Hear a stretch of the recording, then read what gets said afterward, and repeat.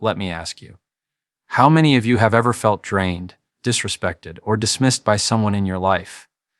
Maybe it's a coworker, a so-called friend, or even family. I've been there. And let me tell you, there is only shift, one action that once you take it, the energy vampires, the manipulators, toxic takers, they disappear. If you're tired of carrying their weight, lean in, because today you're reclaiming your peace. Let me tell you something I've learned the hard way. People treat you the way you allow them to. That might sting to hear at first, but it's the truth. If we're being real, toxic people don't just walk into our lives and suddenly wreak havoc. They test the waters. They push little by little to see how much of your peace, your time, your energy they can take.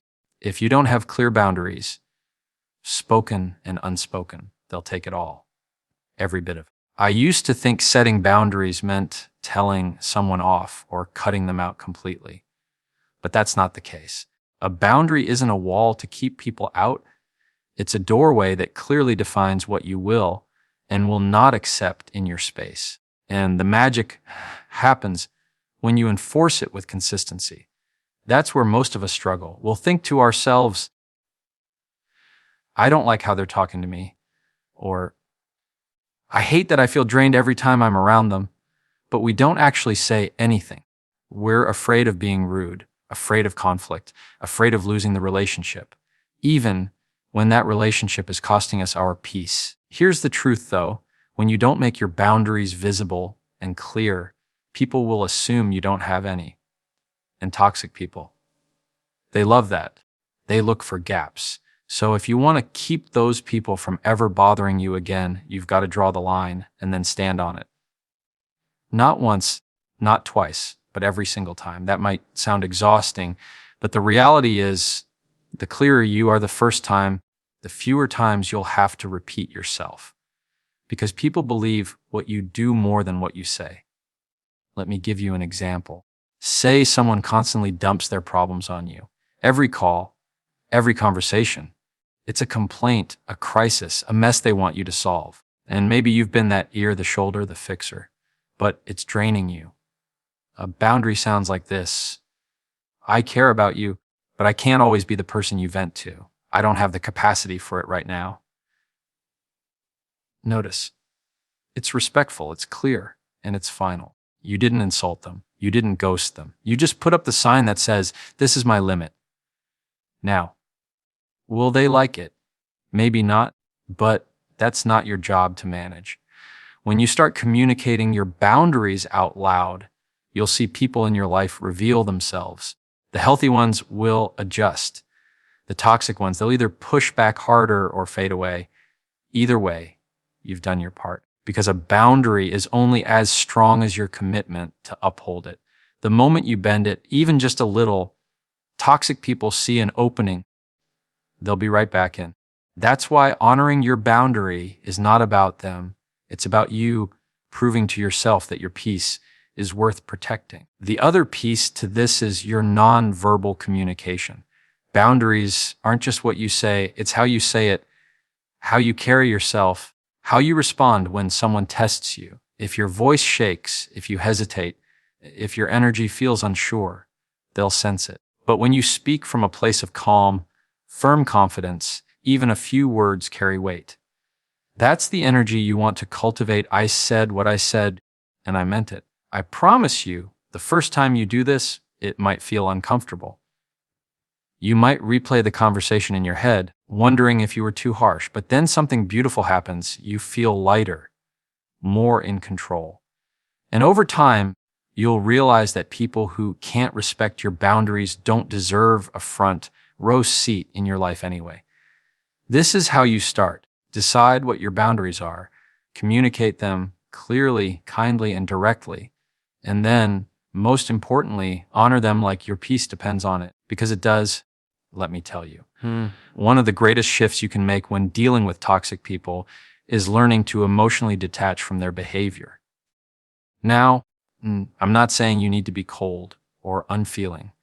I'm saying you've got to stop carrying the weight of what they say, what they do, or how they respond to your boundaries. Because If you don't, you're going to find yourself in a constant emotional tug of war, trying to fix, explain, or justify yourself to people who have no real intention of understanding you in the first place.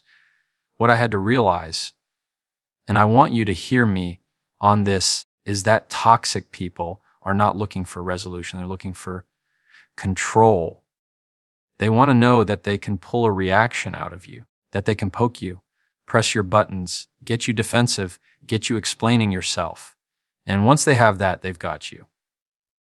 Not physically, but emotionally. That's where they thrive. And so the most powerful move you can make is to remove yourself from that dance altogether. Engage the drama. Don't defend yourself against their distortions. Don't try to prove your good intentions to someone who is committed to misunderstanding you. That takes discipline, because a lot of us were raised to believe that if someone's upset with us, we must have done something wrong. That if someone's angry or disappointed, we're obligated to fix it.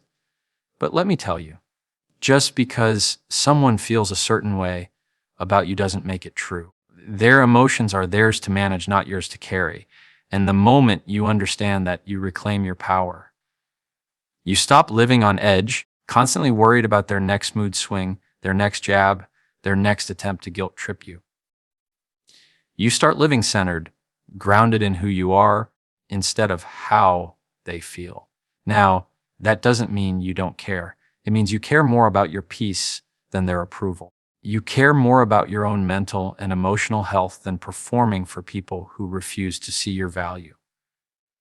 You see, when you detach emotionally, you create space between their behavior and your peace of mind.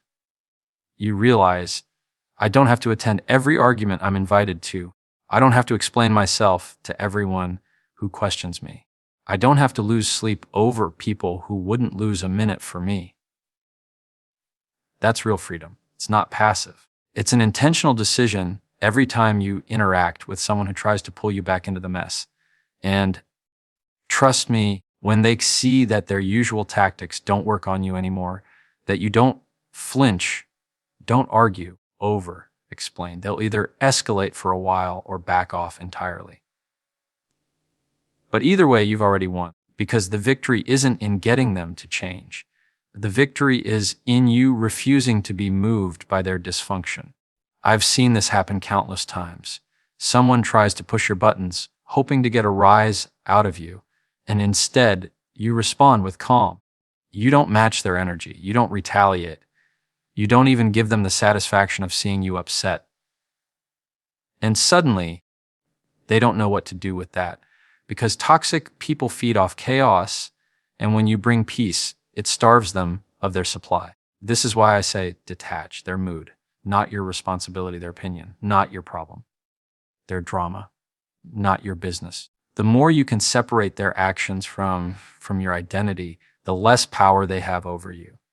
And you do that by constantly reminding yourself, I am not here to fix them. I am not here to prove myself to them. I am not here to sacrifice my peace for their chaos. When you operate from that place, you start seeing things clearly.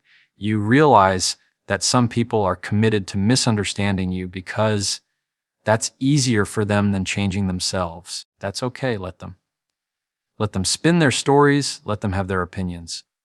But you keep your peace, because your peace is yours and you don't owe it to anybody. There's something powerful that happens when you start aligning with who you really are. When you get clear on your values, your priorities, and what you actually want out of life, it changes your entire presence.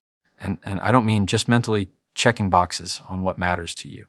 I mean living it, breathing it, showing up every day rooted in that alignment. Because when you do, toxic people can't even get close. Not because you're avoiding them, but because your energy, your posture, your focus, it all sends a message they can't penetrate. Toxic people operate in confusion. They thrive when you're unsure of yourself, when you're scattered, when you're still trying to figure out your worth. That's where they get in. Through those cracks of self-doubt. But when you start standing tall in your own truth, when your actions reflect your values consistently, those cracks start to seal up. There's no opening for their manipulation because you're no longer in a place where their opinion matters more than your own clarity. You ever notice how certain people never get approached with drama? You ever wonder why that is? It's not because life treats them any better. It's because their self-alignment makes it clear. They're not available for nonsense.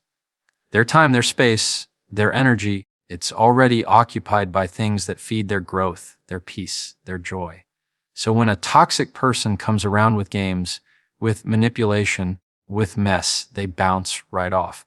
Not because there was a confrontation, but because that energy just doesn't stick where there's strength. I want to be real with you. It's not just about putting on a strong face. It's not about pretending to have it all together so people leave you alone. This isn't about performance.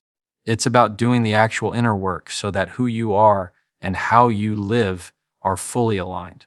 That alignment creates a natural filter. People will either rise to meet your energy or they'll fall away on their own. You won't have to block them, argue with them, or convince them to respect you. They'll either get it or get gone. But this only works when you stay consistent. You can't say you value peace and then keep entertaining drama because you're bored. You can't say you want healthy relationships but then stay accessible to people who tear you down. Every choice you make is a reflection of what you believe you deserve. And when you start consistently choosing what's good for you, rewires the way you think, the way you speak, the way you walk into a room, that presence. That's what speaks louder than words. Let me tell you, people can sense when you're solid. When you know who you are, you don't have to announce it. It's felt. It's the calm in your voice when others are yelling. It's the pause before you respond when someone's trying to bait you. It's the grace with which you walk away from anything that threatens your peace, no matter how tempting it is to stay and fight. That's alignment in motion. And that's the kind of energy that repels toxicity without you even trying. But here's the real secret. You don't build that kind of presence by accident. You have to be intentional. You have to do the daily work of checking in with yourself. Ask, am I living in a way that reflects what I say I want? Are my relationships aligned with my values? Am I showing up for myself the way I expect others to show up for me? Because when the answer is yes, you won't even have to worry about who's toxic and who's not. They'll weed themselves out because they simply won't be able to breathe in the atmosphere you've created. That's the goal, not to constantly defend yourself against toxic people, but to live in such a way that they don't even try. Because your alignment, your consistency, your peace, it all speaks for you. And when it does, the people who don't belong will never feel comfortable staying. That's how you protect your space, by being so aligned with who you are that the wrong energy can't even find a way in.